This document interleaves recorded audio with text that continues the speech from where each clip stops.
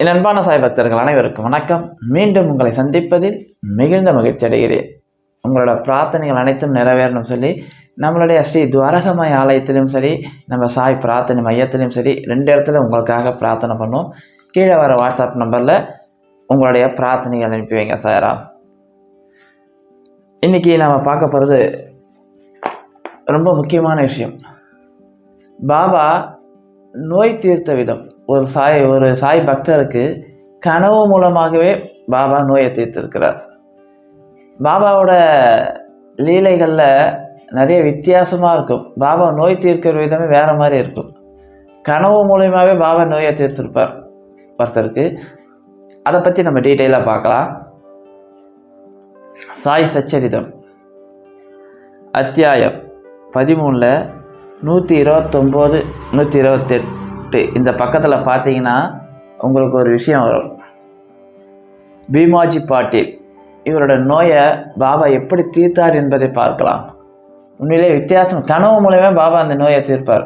அவர் நேராக வரணும், நமக்கு உதி தரணும்லாம் இல்லை. அவர் நினச்சாருன்னா கனவு மூலியமாகவே பாபா தீர்த்துடுவார். புனே ஜில்லா ஜூனர் தாலுகாவில் நாராயண் காவானை சேர்ந்த பீமாஜி பாட்டீல் என்பவர் பல வியாதிகளாலும் நெடுநாள் நெஞ்சு வலியாலும் துன்பப்பட்டார். முடிவில் அது சிரோகமாக மாறியது. அவர் எல்லாவித சிகிச்சைகளையும் முயன்று ஒரு பிரயோஜனம் இல்லை. எல்லா நம்பிக்கையும் இழந்து முடிவாக கடவுளை நோக்கி அவர் வேண்டிக் கொண்டார். ஓ நாராயணமூர்த்தியே, இப்பொழுது என்னை குணப்படுத்தும். சூழ்நிலைகள் எல்லாம் நன்றாக இருக்கையில் நாம் கடவுளை நினைப்பதில்லை. கேடும் துரதிருஷ்டமும் நம்மை தாக்கும்போது தான் நாம் நினைக்கிறோம். எனவே பீமாஜி இப்போது கடவுளை நோக்கி திரும்பினார். எப்பயுமே சாய்ராம், நாம் எப்போ கடவுளை கும்பிடுவோன்னா நமக்கு பிரச்சனைகள் வரும்போது தான் கடவுளை நோக்கி கும்பிடுவோம். அதே போல் தான் இவருக்கு உடம்புல பல வியாதிகள் இருக்குது, தீர்க்க முடியாத வியாதிகள் பல இருக்குது. கஷ்டத்தில் இருக்கும்போது தான் ஓ நாராயணா என்னை நீ காப்பாற்றுன்னு சொல்லி கடவுளை நோக்கி கும்பிடுறாரு இந்த பீமாஜி பாட்டீல். இவ்விஷயத்தில் பாபாவின் பெரும் அடியவரான நானா சாஹேப் சாந்தோர்கர் கலந்து ஆலோசிக்க அவருக்கு தோன்றியது. தனது துன்பத்தினை கூறி அவருக்கு ஒரு கடிதம் எழுதி அவருடைய கருத்தை தெரிவிக்க கேட்டிருந்தார். நானா தனது பதிலில் ஒரே ஒரு வழி இருக்கிறது, அதாவது பாபாவின் பாதங்களில் உதவி பெறுவதே ஆகும் என்று கூறினார். உடனே இவரோட ஃப்ரெண்டு நானா சாஹேப் சாந்தோருக்கு ஒரு கடிதம் எழுதுகிறார். நான் இவ்வளோ கஷ்டப்படுறேனே, இதுலேருந்து தீர்றதுக்கு ஏதாவது ஒரு வழி இல்லையானோன்னு நானா சாஹேப் சாந்தோருக்கு தெரிஞ்ச ஒரே வழி, கடைசியாக இறுதியாக பாபாவோட பாதத்தில் சரணாகதி அடை, அதுக்கு உனக்கு ஒரு வழி கிடைச்சா பாபா உன்னை காப்பாற்றுவார்னோன்னு ஷீரடிக்கு அவர் அழைத்து வரப்பட்டு பாபாவின் முன்னால் அமர்த்தப்பட்டார். நானா சாஹேப்பும் ஷாமாவும் அங்கு அமர்ந்திருந்தனர். முன்னைய தீய கர்ம வினைகளாலேயே இவ்வியாதி என்று பாபா சுட்டி காண்பித்து முதலில் இதில் தலையிட தீர்மானம் இல்லாதவராய் இருந்தார். பாபா முன்னாடி அவர் உட்கார வைக்கிறாங்க. பாபா பார்த்தோன்னே இவனுடைய அந்த கர்ம வினையால் தான் இவன் இவ்வளோ கஷ்டப்பட்டு நிற்கிறான், இதனால் நான் இதை தலையிட முடியாது, அவங்க அனுபவிக்கிட்டேன். ஏன்னா இவன் போன ஜென்மத்தில் ஏதோ ஜென்மத்தில் இவன் செஞ்ச பாவம் அவனுக்கு அது நோயாக வந்திருக்கு, எனவே நான் தலையிட விரும்பலைன்னு பக்கத்தில் சாமாவும் இவரை விட்டுருவாங்களா, விட மாட்டாங்க. தீய கர்ம வினைகளாலேயே இவன் வியாதிகளால் கஷ்டப்பட்டு கொண்டிருக்கிறான். முதலில் இதில் தலையிட தீர்மானம் இல்லாதவராய் இருந்தார். நோயாளியோ தாம் அனாதையானவர் என்றும் அவரையே சரணாகதி அடைந்திருப்பதாகவும் அவர்தான் தனது கடைசி கதி என்றும் கருணை காட்டும்படியும் கூறி அலறத் தொடங்கினார். அப்போது பாபா உள்ளம் உருகியது. அப்போது பாபா கூறியதாவது, பொறு, உன்னுடைய கவலைகளை தூர எறி, உன்னுடைய துன்பங்கள் ஒரு முடிவுக்கு வந்துவிட்டன. ஒருவன் எவ்வளவுதான் நசுக்கப்பட்டு வேதனைப்பட்டவனாக இருப்பினும் இம்மசூதியில் அவன் கால் வைத்தவுடன் அவன் மகிழ்ச்சியின் பாதையில் செல்கிறான். இங்கே உள்ள பக்கிரி மிகவும் அன்பானவர். அவர் இந்த வியாதியை குணப்படுத்துவார். எல்லோரையும் அன்புடன் ஆசையுடன் பாதுகாப்பார். 5 நிமிடத்துக்கு ஒரு முறை நோயாளி இரத்த வாந்தி எடுத்து கொண்டிருந்தார். ஆனால் பாபாவின் சன்னிதானத்தில் எந்தவித வாந்தியும் இல்லை. நம்பிக்கையும் கருணையும் கொண்ட மொழிகளை பாபா உதித்த அந்த தருணத்திலிருந்தே வியாதி குணமடையும் நிலைக்கு திரும்பியது.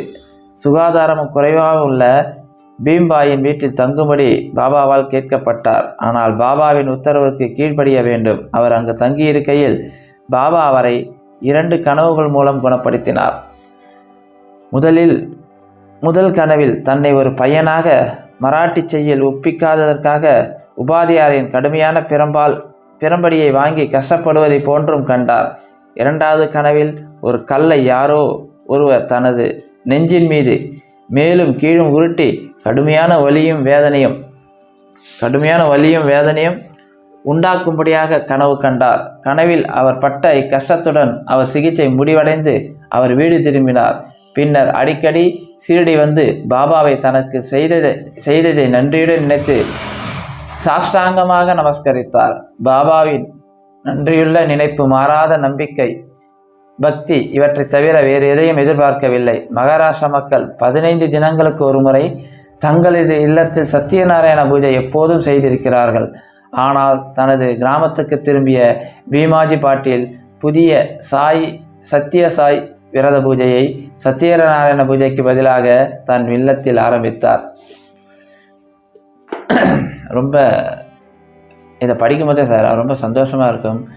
எவ்வளோதான் நீ கர்ம வினைகளால் நசுக்கப்பட்டு இருந்தாலும் நீ துவாரகமாயில் காலடி எடுத்து வச்சினா போதும், உன்னுடைய கர்ம வினைகளை நான் ஏற்றுக்கொண்டு உன்னை அதிலிருந்து விடுதலை செய்வேன்னு சொல்லி பாபா எவ்வளோ அழகாக தெளிவாக சொல்லியிருக்கிறார். ஏன்னா முதல்ல இந்த பாட்டிலுக்கு சிகிச்சை அளிக்க மட்டும் சொல்லிடுவார். ஆனாலும் அவர் சொல்லார், எனக்கு யாரும் இல்லை பாபா, உன்னையே கதி என்று வந்திருக்கிறேன், நீயே என்னுடைய கடைசி ஆயுதம், நீ தான் என்னுடைய கடைசி முடிவு, நீ விட்டினா அதுக்கப்புறம் எனக்கு வேறு வழி இல்லை அப்படின்னு சொல்லி பரிபூர்ணமாக சரணாகதி அடைந்தார். பாபா தான் எதிர்பார்ப்பார். எவன் ஒருவன் பரிபூர்ணமாக சரணாகதி அடைகிறானோ அவனுடைய துன்பத்தை நான் வாங்கி பண்ணுறாரு, அவனுடைய துன்பத்தை நான் வாங்கிக் கொள்வேனாரு. அப்படி தான் அவர் போய் இனி எனக்கு வேறு வழி இல்லை, நான் வேண்டாத தெய்வம் இல்லை, கும்பிடாத கிதி இல்லை, பார்க்காத சிகிச்சை இல்லை, எல்லாத்தையும் விட்டுட்டு உன்னையே சரணாகதி அடைஞ்சேன், இனி நீ தான் என்னென்னு பாபாவோட அந்த துவாரகமயில ஏறி உக்காந்தவனே சொல்லார். இந்த துவாரகமயில் எவன் ஏறுகிறானோ அவனுடைய துன்பங்கள் அவனை விட்டு விலகி போயிடும் சொல்லியிருப்பார்.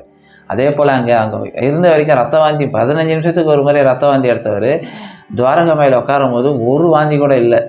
அவருக்கு அப்படியே தெரியுது உடம்புலேருந்து இந்த நோய் போன விஷயம் அவருக்கு அப்படியே புரிஞ்சுப்பார். உடனே என்ன பண்ணார், இவர் பக்கத்தில் இருக்கிறவர்கிட்ட போய் அந்த ரூமில் தங்குன்னுவார். அங்கே சுகாதாரம் மட்டும் இருக்கும், ஏன்னா இவர் நல்லா பணக்காரர், சுகாதாரம் மட்டும் இருக்கும். இருந்தாலும் பாபா சொன்னதுக்காக எவ்வளோ சுகாதாரம் இல்லைனாலும் உட்காந்துருப்பார். உண்மையிலே அந்த ரூமில் 2 கனவு கொண்டார்.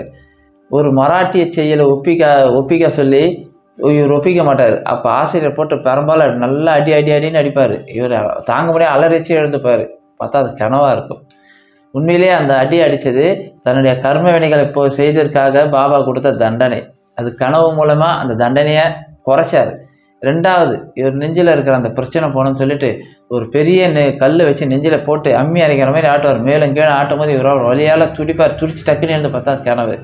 இந்த 2 கனவும் ஒன்று அவர் கர்ம வினையை அவர் வாங்கி கொண்டார். அந்த கர்ம வினைக்கு ஏற்ற அந்த வலி வேதனையை கனவு மூலியமே கொடுத்துட்டார். போட்டு அடின்னு அடிப்பார். கையில் ஒரு பையனை போட்டு எப்படி அடிக்கிற மாதிரி அடிப்பார்.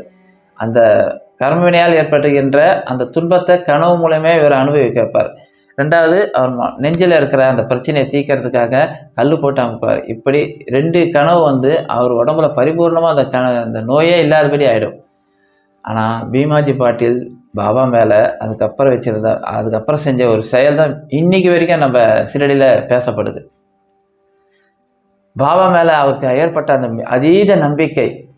மகாராஷ்டிராவில் எப்பயுமே 5 நாளைக்கு ஒரு வாட்டி அந்த சத்யநாராயண பூஜை செய்வாங்க. ஆனால் பாபா மேலே அவர் ஏற்பட்ட நம்பிக்கையில் சத்யநாராயண பூஜை பண்ணுறதுக்கு பதிலாக சத்ய சாய் நாராயண பூஜை செய்ய ஆரம்பிச்சிடாரு. இதை இப்பயும் கடைபிடிக்கிறாங்க. நீங்கள் ஸ்டடிக்கு போனீங்கன்னா பாபாவோட பக்தர்கள். பாபாவுக்குன்னு ஒரு பூஜை ஆரம்பித்தவரே இந்த பீமாஜி பாட்டீல் தான். அவ்வளோ பெரிய நம்பிக்கை எனக்கு. ஏன்னா எனக்கு உயிரை கொடுத்தவர் அவர், என் நோயிலிருந்து காப்பாற்றினார், என் கர்ம வினைகளிலிருந்து காப்பாற்றியவர். எனவே அந்த நன்றி கடனுக்காக தான் பீமாஜி பாட்டீல் அந்த ஒரு விரதத்தை கொண்டு வந்தார். உண்மையிலே சத்ய சாய் விரத பூஜை அவர் சொல்கிறாருங்க, பாபாவும் நன்றியுள்ள நினைப்பு, மாறாத நம்பிக்கை, பக்தி இவற்றை தவிர வேறு எதையும் அவர் எதிர்பார்க்கறதில்லை. அந்த நம்பிக்கையின் விளைவாக பீமாஜி பாட்டீல் கொண்டு வந்தது தான் சத்ய சாய் விரத பூஜை. எவ்வளோ பெரிய விஷயம் தருமா அது. பாபாவுக்காகவே ஒரு விரத பூஜையை கொண்டு வந்து இன்றளவும் அதை கோயில்லையும் பண்ணுறாங்க. பல சாய் பக்தர் வீட்டில் தொடர்ந்து பண்ணினே இருக்கிறாங்க. இதற்கு காரணம் நம்மளுடைய கர்ம வினைகளை பாபா ஏற்றுக்கொள்கிறார் என்பதை இந்த கதை உணர்த்துகிறது. உண்மையிலே கர்ம வினையால் நான் பாதிக்கப்பட்டு உடம்புல நோயாக இருக்கிறேன்னா பாபா பாதத்தை நீங்கள் சரணாகதி அடைந்தால் உங்கள் நோய்களை கண்டிப்பாக அவர் கனவு மூலமே சரி பண்ணி கொடுப்பார் சாய்ராம். இதுக்கு ஒரு உதாரணம் சாய் சச்சரிதத்தில் இந்த அத்தியாயத்தில் பீமாஜி பாட்டீல் நமக்கு மிகப்பெரிய உதாரணமாக இருக்கிறார் என்பதை தெரிந்து கொள்ளுங்கள். பாபாவோட ஆசீர்வாதம் நமக்கு கிடைக்கணும். இன்றைக்கி பாபா உங்களுக்கு சொன்ன இந்த கருத்து மிகவும் பொருத்தமாக இருக்கும் என்று நான் நினைக்கிறேன். எல்லாருக்கும் அன்பான காலை வணக்கத்தையும் தெரிவித்துக் கொள்கிறேன். ஓம் சாய்ராம்.